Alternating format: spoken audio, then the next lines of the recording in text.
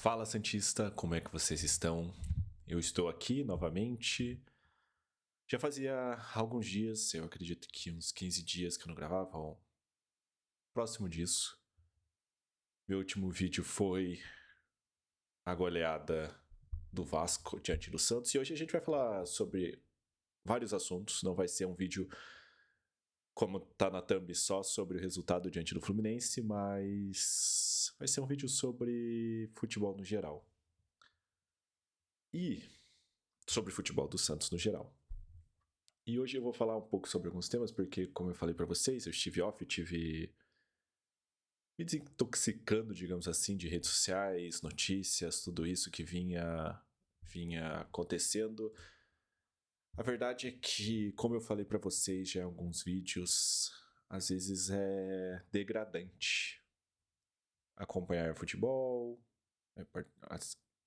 usar alguns tipos de redes sociais, e às vezes é bom a gente estar fora. Eu fiquei fora por outros motivos também, mas isso foi realmente importante pra mim. Foram dias que foram. Algumas coisas foram boas pra mim, assim. Mas aconteceu muitas coisas, né? Diante. Pra nós Santistas, eu acabei me religando às notícias no dia de ontem. Eu vou falar um pouco sobre cada uma delas. Eu fiz um tópicozinho ali sobre cada uma delas, vou estar dando minha opinião sobre elas e no final falando sobre o jogo de hoje. E, só para eu confirmar uma coisa, porque aqui vai ser ao vivo em cores. Então, vamos olhar aqui. Deixa eu tirar o som, só porque eu não quero gravar som. Eu que não queria fazer isso. Beleza, já zoou aqui. Vamos lá. Eu falei, ao vivo tem dessas coisas. Eu só vou confirmar uma coisa. Tá bom. É isso aí. Bom, agora. Oh, meu Deus do céu. Entrou um negócio gigantesco aqui, mas não tem problema. Bom, é isso. Eu já falei sobre o jogo do 6-0 do Vasco, mas eu vou começar com ele porque eu acho que é o jogo que definiu muitas das notícias que aconteceram posteriormente nos dias seguintes relacionados a isso, principalmente já no dia que aconteceu a demissão do Kleber Xavier, né? Já falei sobre isso no vídeo da derrota pro Vasco. Mas eu acho que era uma demissão que já vinha se arrastando. Vou comentar rápido, mas é uma demissão que já vinha se arrastando, já vinha se prolongando demais. O Santos já não vinha jogando bem há muitos jogos. Jogou mal contra dois dos piores times do campeonato, que são o Sport e o Juventude. Ganhou do Cruzeiro de uma forma, eu diria, milagrosa, porque era pro Santos ter tomado uma goleada histórica no primeiro tempo. E aconteceu a goleada histórica justamente diante do Vasco e que culminou na demissão do Kleber Xavier. Eu já vinha falando que eu já considerava a demissão dele, a diretoria vinha postergando isso, postergando e acabou dando no que deu, na derrota que deu. E a demissão dele foi justa. Eu acho que o Kleber Xavier ele não vinha performando bem, o time não vinha performando bem com ele, né, no comando. Mas eu acho que essa decisão ela também foi um erro da diretoria de não ter mandado ele embora antes, porque eles vieram com a conversa, não, vamos tentar dar mais um teste, estamos negociando com outras pessoas nos bastidores. E eu acho, até falei isso no vídeo do Vasco, que não vinha negociando com ninguém. Porque logo depois que aconteceu a demissão, deram notícias que o Santos ia correr atrás de treinadores. Daí sim começaram as conversas. E para mim esse é amadorismo total da diretoria e também era amadorismo da comissão técnica do Kleber Xavier. Para vocês verem no que deu que a gente tomou uma goleada histórica do Vasco. Essas foram as duas notícias que foram as últimas que eu falei no meu canal. E hoje a gente vai falar um pouquinho sobre as outras notícias, porque aconteceram várias outras coisas. Aconteceram vendas de jogadores que eu não esperava. Enquanto eu estive nesse tempo fora, eu nem imaginava que esse jogador ia ser vendido. O Patati nem é um deles que foi vendido, mas ele já nem estava no Santos, mas foi vendido. E o Santos pode lucrar com isso cerca de 15 milhões de reais. E eu acho que é um valor bem interessante e eu acho que é uma venda boa. O Patati, ele não jogou bem no Santos. Ele até teve, tipo, alguns lampejos, alguma coisa de que poderia acontecer alguma coisa, mas ele ficou marcado também pelo ano do rebaixamento de 2023. Ele participou daquele último jogo e teve uma chance no final do jogo que eu acho que ficou marcado. Eu acho que foi uma venda boa. Eu acho que ele não teria espaço, por exemplo, se voltasse. Eu nem lembro se o contrato dele é de empréstimo. Eu tô falando, é a minha opinião sobre alguns vídeos. Eu nem lembro muito, nem sei o que aconteceu, mas estou falando de uma forma mais por cima das notícias. E a venda de Luca Meirelles. Essa é uma venda que realmente eu não estava esperando. Não era um. Eu achava que o Luca ia ter chances, até porque o David Washington vinha muito mal. Eu não assisti o jogo contra o Bahia, como vocês podem saber. Como eu falei, estive off. E pelo menos até o jogo do Vasco, o David Washington vinha muito mal e o Tiquinho, ele vinha. Ele tinha perdido muito espaço, né? O Santos vinha jogando meio com um falso 9, como foi hoje no jogo contra o Fluminense. Depois eu vou falar do jogo contra o Fluminense. Mas eu achava que o Luca ia ser o jogador que ia ter mais chance no time do Santos, mais chance como centroavante. E que provavelmente ia ganhar o espaço de atacante fixo, de atacante como centroavante, ia ser ele. Mas foi uma venda que realmente me impressionou, eu não estava esperando. E quando eu vi a notícia eu fiquei bem impressionado. Foi vendido ao Shakhtar Donetsk, como vocês já sabem, provavelmente já viram várias notícias sobre isso, e hoje é só um resumão de tudo. E a outra notícia que me impactou bastante, e hoje eu vou até tomar um cafezinho aqui, ó, de vocês. Tá de noite, mas um cafezinho é sempre bom, um cafezinho do... Tem até a foto do Neymar aqui na minha xícara. Essa é uma notícia que eu esperava, e eu achei que ia dar certo, que era a contratação do Sampaoli para ser o técnico do Santos. Por que eu falo isso? Eu acho que o Santista ele já vinha desejando isso desde o começo do ano. Até tinha tido umas conversas logo que o Pedro Caixinha balançou, quando o Kleber Xavier balançou. Vinha umas notícias que vinha negociando com o São Paulo e eu acreditava que seria a opção que o Santos ia tentar. Apesar de todo o pacote envolvido na contratação do São Paulo. O porquê? Porque o São Paulo, vocês sabem como ele é. Ele tem um futebol vistoso, um futebol que é agressivo, sempre no ataque, sempre tentando recuperar a bola no ataque e já atacar. Porém, ele vem com todas essas intensidades extracampo e também a questão de muitas contratações que ele deseja para ter um elenco forte, um elenco que ele possa ter opções de gerar diferentes táticas, diferentes escalações para o time, para diferentes tipos de jogos. Isso eu acho super importante, mas eu acho que isso só funciona muito bem em um time que tem um quesito, não um quesito, mas um poder financeiro muito grande. Como foi no Flamengo, como foi no Atlético Mineiro, inclusive eu vi algumas notícias que ele podia estar negociando com o Atlético Mineiro agora. Mas eu vi que o Santos praticamente fechou com ele. Tava tudo certo pro São Paulo ser o nosso novo técnico. E não deu certo. Por quê? Contratações. Justamente, ele pediu contratações absurdas, teve alguns vetos que ele queria fazer no departamento, tirar algumas pessoas ali da comissão. Isso não foi bem visto pela diretoria e eu acho que é plausível, visto que se você tem uma visão de trabalho, uma visão do que você quer pro seu clube e esse técnico vem e quer mudar tudo o que tá dentro, você pode acabar abrindo mão do que você tem tentado implantar, né? Tipo, pensando no ponto de vista de diretoria, essas coisas assim. Por exemplo, imagine você numa empresa sua, você tem uma gestão, só que você quer contratar uma pessoa que é muito influente, que pode, tipo, digamos assim, do nível de marketing que pode elevar a sua empresa para um nível maior. Só que para isso você vai ter que demitir outros funcionários bons que estão dentro da empresa, porque essa pessoa não quer trabalhar com eles. Então você pode abrir mão de muitas coisas dentro do clube e tipo, eu acho isso plausível, eu acho plausível. Eu acho que o São Paulo vale o esforço, ou valia o esforço, né, nesse caso.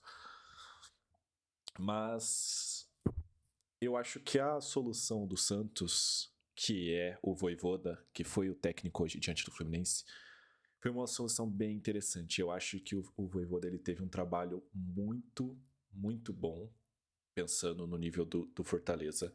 Mas um nível muito bom, um nível de constância. Ele ficou praticamente 4 anos no Fortaleza, apresentando trabalhos muito bons, trabalhos em que o Fortaleza esteve lá em cima no G4, na Libertadores, disputando o final de Sul-Americana. Então eu acho que, apesar de não ter ganhado títulos, tipo, continentais, chegado numa final, mas não ter ganhado o título, ele fez trabalhos muito bom, um trabalho muito bom no Fortaleza. Eu acho que foi uma solução bem interessante do Santos. Eu acho que o Santos pode crescer muito. Eu só acho arriscado, e eu não vou ser o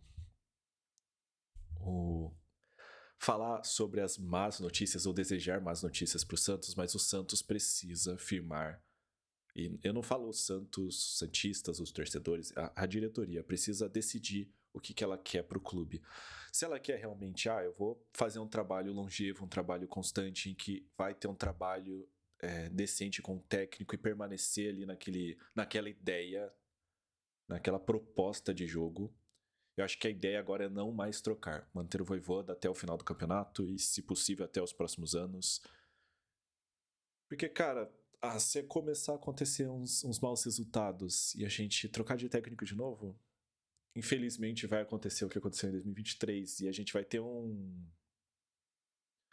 panorama bem muito, muito parecido com o de 2023 em questão de técnico.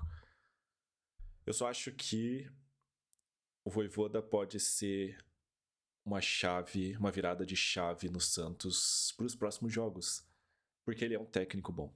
Ele é um técnico, eu acho que, como eu falei, se não fosse o São Paulo, que eu acho que daria uma virada de chave muito grande, porque o Santos ia mudar totalmente a forma de jogo, como vinha jogando com o Kleber Xavier, mas eu acho que foi uma solução bem interessante dentro do que tinha no mercado Vojvoda. E ele não jogou contra o Bahia, que, como eu falei para vocês, eu não assisti esse jogo, então não sei como foi. Eu vi que depois teve a invasão no CT para cobrar os jogadores e, pelo que vinha apresentando, pelo que foi a goleada, não que eu justifique a violência, mas cobrar os jogadores. A torcida tá no direito, não é errado. E como eu falei, eu não sei como foi a derrota do Bahia, mas o Vojvoda não esteve à frente. Eu acho que foi mais uns resquícios do que foi a era Kleber Xavier no Santos. E com a contratação de Vojvoda, surgiram algumas informações de contratação. E vou falar sobre elas, não vou ser extremamente específico, como eu falei, esse vídeo é para falar um pouco mais por cima do que tem acontecido ou que aconteceu nos últimos dias nas notícias sobre o Santos. E as contratações que estão praticamente fechadas e que devem acontecer são de Vitor Hugo, que é um meia do Flamengo, que não vem tendo tantas chances no Flamengo. Adonis Frias, que é um zagueiro, a gente vinha precisando. Eu acho que uma decisão acertada é a volta do Zé Ivaldo. Eu acho que o Zé Ivaldo, apesar da cabeça quente, meio da loucura que ele tem durante o jogo, ele é muito bom. Eu acho que ele tem muita antecipação de bola, ele consegue melhorar o sistema defensivo. Vai cometer falhas? Vai. É normal dos jogadores. Nenhum jogador consegue jogar 100% todos os jogos. Então é passível de cometer falhas. Mas eu acho que hoje foi uma apresentação muito boa do Zé Ivaldo e que melhorou nosso sistema defensivo. Pelo menos não tomamos gols. Nos últimos 2 jogos tínhamos tomado 8 gols. Então já melhorou um pouco. Mas eu acho que o Santos realmente precisa. Eu vinha falando que o Santos precisava de contratações no sistema defensivo. O Santos vinha falhando muito no sistema defensivo. E o Adonis Frias chega justamente para isso. E tem uma notícia também que o Santos está muito próximo da contratação do centroavante do Cruzeiro, que é o Lautaro Dias. E eu acho que é importante, visto que o Luca Meirelles saiu, então é bom ter uma peça de reposição. Eu acho que o Lautaro não vinha tendo tantas chances e pode ser uma aposta, pode ser que dê certo, pode ser que não dê certo, mas torçamos para que dê certo. Mas a gente vai ter uma peça de reposição justamente para jogar com o centroavante. Só que, agora falando um pouco sobre a escalação de hoje. Agora, se você estava assistindo o vídeo e quer assistir só sobre a partir do minuto 15, a gente vai falar de Santos e Fluminense. Eu acho que a escalação de hoje, ela me surpreendeu. Eu não sei como foi, como eu falei, eu não assisti o jogo do Bahia, não sei como foi a escalação do último jogo, não sei o que foi proposto no último jogo, mas eu acho que o que me surpreendeu foi a escalação de Roleiser e Neymar juntos e o Neymar jogando como falso 9. E eu diria que essa deve ser a grande aposta do Vojvoda como comandante do Santos. Porque eu acho que o Neymar ele pode ser esse jogador que pode variar, pode voltar ali para fazer a parte da criação, mas também chegar muito bem no ataque. Ele estando bem fisicamente, ele é um jogador que rende muito bem. Mas vou ser bem sincero sobre este cara aqui, senhor Neymar, ele não vem atuando bem nos últimos jogos. Eu acho que não só a questão física, toda a questão tática do Santos não ajuda. Eu acho que muitos jogadores que até vinham rendendo não vêm rendendo tão bem. E o Santos precisa realmente dessa mudança tática. E essa mudança tática do jogo de hoje, como eu falei, não sei se aconteceu isso no Bahia, mas no jogo de hoje que eu assisti, eu acho que foi importante porque pode ser uma solução dentro do que a gente já tem dentro do próprio elenco, de colocar o Neymar como falso 9 e colocar o Roleiser na parte da criação e eles poderem alternar entre meia, ataque e fazer essa variação. Eu acho que é uma solução bem legal. Eu acho que a gente tem alguns pontas que podem tanto criar e gerar e também defender muito bem, que é o caso do Guilherme e o caso do Cabadeiro. Mas, mesmo tendo essa escalação, mesmo tendo a volta do Zé Ivaldo, como eu falei na parte ali das contratações, eu acho que hoje foi um jogo muito morno do Santos. Não foi nem só um jogo ruim do Santos, foi um jogo ruim do Santos e do Fluminense. Eu acho que o Santos voltou muito bem no segundo tempo. Voltou muito bem no parâmetro de não tão bom, né? Mas a gente conseguiu criar um pouco mais, ter um pouco mais de volume de jogo. Tivemos 2 gols anulados, um bem justificado ali no finalzinho do jogo, que poderia ter sido um grito de alívio para tudo que vinha acontecendo. Ter uma vitória assim seria bem importante, mas o empate ainda assim não é ruim. É ruim porque mantém a gente perto da zona de baixamento, mas é menos pior do que uma derrota. E até pelo que foi o jogo, que foi um jogo bem morno, um jogo bem razoável, eu diria. Eu acho que o empate tá bem justo para os dois times. Eu acho que, falando um pouco sobre os jogadores, isso eu falarei agora, se der certo aqui o que eu quero ver. Oh, meu Deus. Vai dar certo. Minha colinha está abrindo. Então, o Santos hoje ele jogou mais ou menos, não é bem um 4-3-3, mas foi num 4-2-3-1, né? Com 2 volantes, que foi o Rincon e Zé Rafael. E daí Cabadeiro do lado que eu tô falando aqui, mas é desse lado Guilherme, pra mim é desse lado, né? Cabadeiro aqui, Roleiser no centro e Neymar no ataque. Então eu acho que essa pode ser realmente uma formação muito boa, porque a gente consegue gerar no meio de campo 2 jogadores que atuam muito bem de forma defensiva e um jogador que consegue criar. Então, de forma defensiva, o Rincon e o Zé Rafael, mas o Zé Rafael consegue fazer essa criação, levar essa bola para o ataque. 2 jogadores de ponta que conseguem fazer muito bem a parte da criação e também a parte da defesa, conseguem ir e voltar muito rápido, né? Criar meio que 2 alas. E deixar 2 jogadores muito criativos no meio. Pode ser uma solução, e eu acho que é o que a torcida já desejava e vinha pedindo, né? A atuação do Neymar junto com o Roleiser, os 2 jogando juntos. Hoje já é o que eu falei, vimos uma melhora defensiva, mas o jogo ainda assim foi bem médio. E eu acho que, só falando, hoje a gente permanece na 15ª posição. O Vasco ainda joga, né, na rodada, então a gente pode ultrapassar, acredito que pode ultrapassar, vamos confirmar. Eu falei, estive off do futebol, então estou confirmando tudo ao vivo aqui com vocês. E o vídeo vai ser longo hoje. Então, bem mal feito aqui esse negócio, mas sim, se o Vasco ganhar, ele ultrapassa ele vai ter o mesmo número de vitórias, mas saldo de gol melhor, né? Então, vai ser contra o Sport, né? O jogo do Vasco, então é torcer para que pelo menos dê um empate lá ou uma derrota pro Sport, que já ajuda a gente pelo menos permanecer fora da zona. Acredito que vamos permanecer mesmo com a vitória parcial do Vitória até agora. Mas, falando um pouquinho sobre futuro. Eu acho que o Santos tem grandes chances de uma virada de chave no campeonato. Eu acho que o Vojvoda como eu falei, foi um bom nome, uma boa aposta para que isso aconteça. A gente só não pode esperar que mesmo tendo essa mudança, a gente vai ter resultados rápidos. Seria muito bom. Seria muito bom se a gente ganhasse 5 jogos seguidos. Seria muito importante. Mas eu acho que é mais importante a gente acreditar no trabalho que vai ser proposto, no trabalho que vai ser feito.